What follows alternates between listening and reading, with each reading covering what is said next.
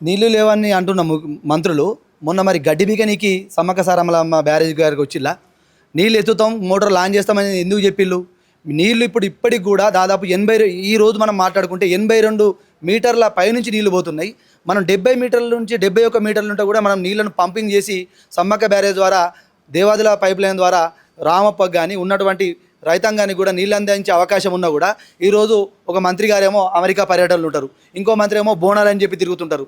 రైతులను గాలికి వదిలేసి వీళ్ళు ఉన్న కార్యక్రమాలను వాళ్ళు పబ్లిసిటీ కోసం చేసుకోవడం తప్ప రైతుల గురించి పట్టించుకునేది లేదు. ఖచ్చితంగా జిల్లా మంత్రులుగా ఉన్నటువంటి సునీతక్క గారు, సురేఖ గారు దయచేసి ఇప్పటికైనా కూడా రైతుల పక్షాన ఆలోచన చేయండి. మీ పబ్లిసిటీ స్టంట్లు బంద్ చేసి రైతులు వరి నారులు వేసుకొని ఈరోజు ఎదురు చూస్తున్నారు. నీళ్ళు ఇస్తామని చెప్తేనే కదా వాళ్ళు ఈరోజు వరి నారులు వేసుకునేది. ఖచ్చితంగా మీ 13 టీఎంసీలు నీళ్ళు తెచ్చి మీ అందరికి ఇస్తామంటేనే వాళ్ళు వరి నారులు వేసుకుంటే వాళ్ళ రక్తం జల్లాలని ఈ పిచ్చి ముఖ్యమంత్రి మాట్లాడతారు. వీళ్ళేమో విందులు విలాసాలు ప్రోగ్రాంలని వీళ్ళు తిరుగుతారు. వీళ్ళకి ఖచ్చితంగా రైతాంగం పట్ల చిత్తశుద్ధి లేదు.